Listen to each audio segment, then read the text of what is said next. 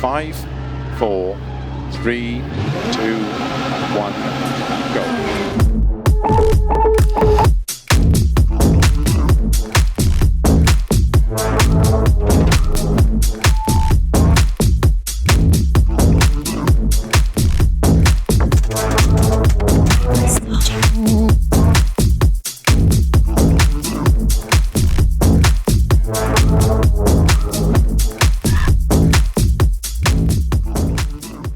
Hello and welcome to the channel. I'm Aero Veloce, and today we're going to be reviewing the Oktane Designs SEQ Magnetic Sequential Shifter V2.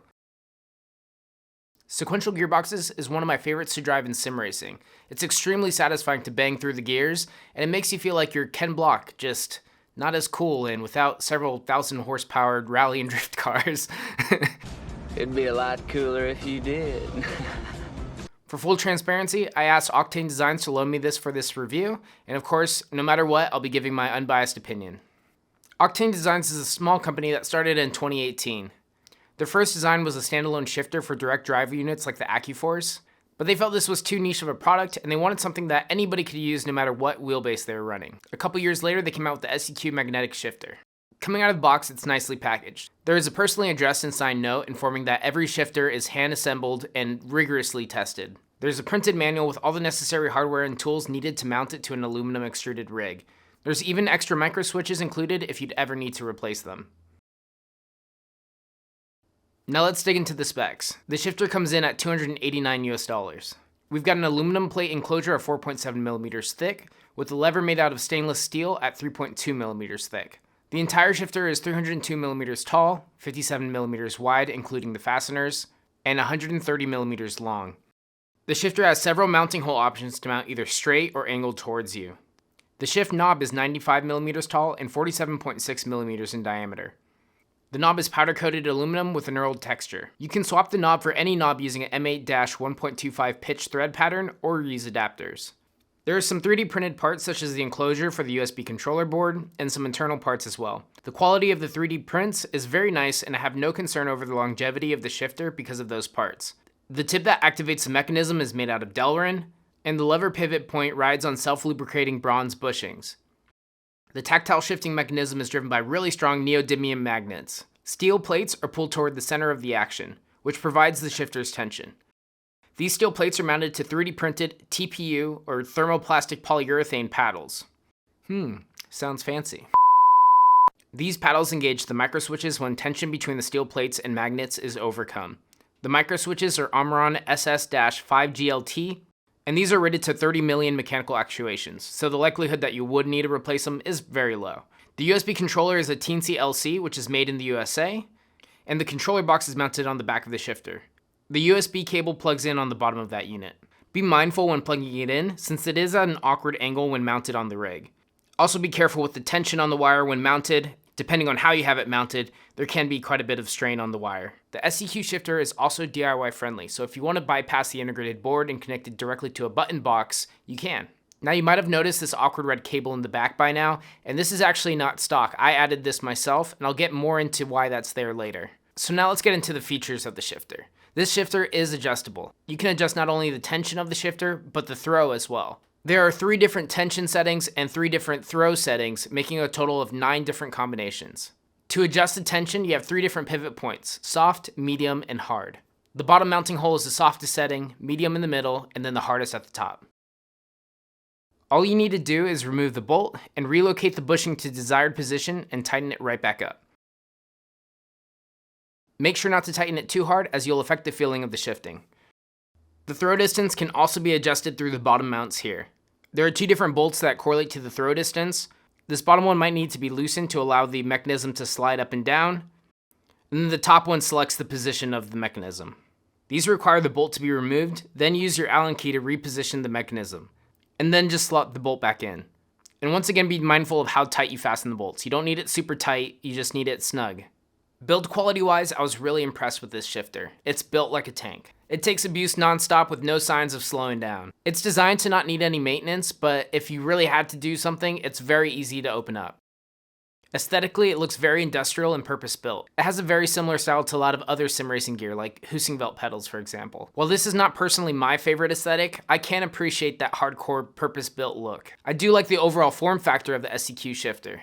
I much prefer the tall sequential shifter design, similar to what you would see in an actual race car, over the really short and stubby sequential shifters. The shape just feels proper of what a sequential should be. My only real complaint would be the raw metal finish. It kind of looks like you got some Scotch-Brite and just kind of scuffed it up by hand. I think an anodized finish or electro-Nicholas plating would really turn up the visuals and the build quality up a notch. But of course that would increase the price, and already at $289, the shifter definitely isn't cheap. But that's just my personal opinion. I know some people really dig the raw look. But the most important thing, how does it feel? The good news is that it feels amazing. This shifter is extremely tactile. Something that I feel that my Fanatic shifter always lacked in sequential mode. It's so tactile, it was reminiscent of a real sequential gearbox I tried out at a SEMA booth last year. Although it's been so long and without trying a real transmission side by side, I couldn't give you a one-to-one perfect answer on how realistic it is. But sure enough, banging gears in a rally or drift car is extremely satisfying. It's so good I just want to drive more and more sequential gearboxed cars. With how tactile it is, misshifting doesn't even seem to be possible. The shifter is so snappy you can't pull it halfway. Once you engage the shift, it immediately actuates and quickly returns back to center. This allows for some very fast shifting through the gears. Of course, it's more snappier the higher the tension setting is, and I personally prefer the hardest setting. The knurling on the shift knob provides a good grip and feel without being too abrasive. Being so tactile, the shifter is pretty loud, so that might be something you want to consider in your own personal use case. You don't want your significant other yelling at you at 3 a.m. when you're blasting through Pikes Peak.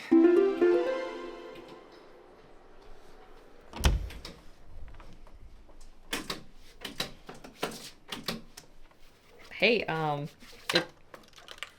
it's like 3 a.m. What are you doing? Why are you still driving? I wasn't driving. I'm doing some research.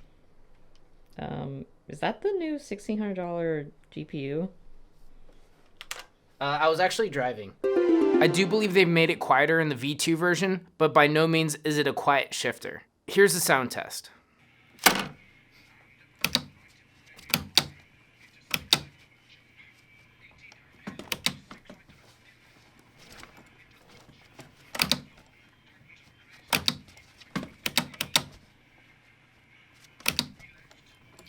The adjustability of the SEQ shifter is what sets it apart from other shifters on the market. Some of the shifters that I've seen adjust the tension by increasing the length of the shaft either longer or shorter. By changing the length of the shaft, you're also changing the leverage, which allows you to have either more or less tension.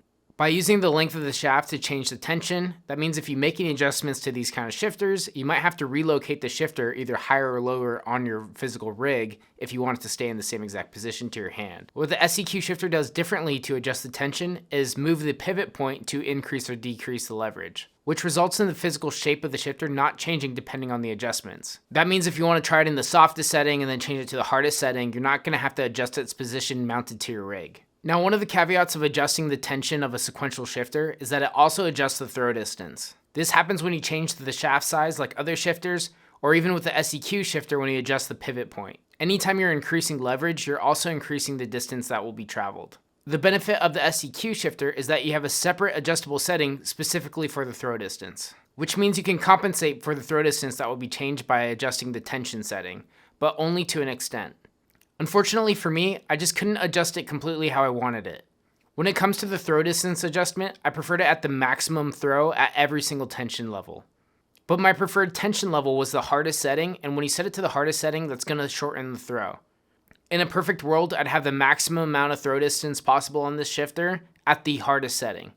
Now, if you're on the other side of the spectrum and you want the fastest, shortest throw distance possible, then boy is this shifter for you.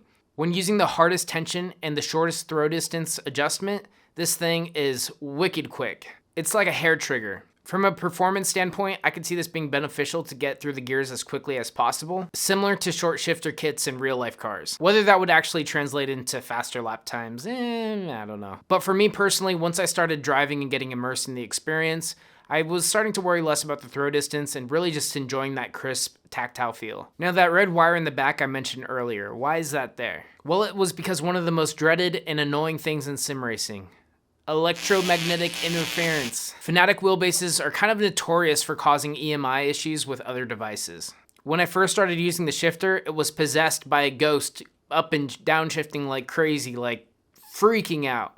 According to Oktane Designs, I was only the second person to have this issue, and their solution was just isolating the shifter from their actual sim rig. But that wasn't working for me, and after going back and forth with Oktane Designs, we decided that the electronics of the device needed to be grounded to the chassis of the shifter. So I went to the hardware store and picked up some plies and created my custom ground wire. Now that Oktane Designs knows that this is an issue, they're going to be implementing a fix for all their shifters in the future. So that pretty much sums it up. The shifter was a real joy to use. At $289 this shifter is definitely not cheap, but I do think it adds extra value with its adjustability compared to other shifters on the market. It's hand-built and made in the US, and its overall form and design does look the business, even if I wish it was just a little bit more polished in its finishes. I was disappointed to have those EMI issues, but this is a small and new company, so I'm more likely to give them a pass in this case. Should it have been grounded to the chassis in the first place, or is this more of an issue with Fanatic's EMI? I'm not an electrical engineer, so I can't give you a good answer to that, but the important part is that it's fixed and it will be fixed for all future units. If this shifter checks all the boxes for you personally, I'll leave a link down to their website in the description down below.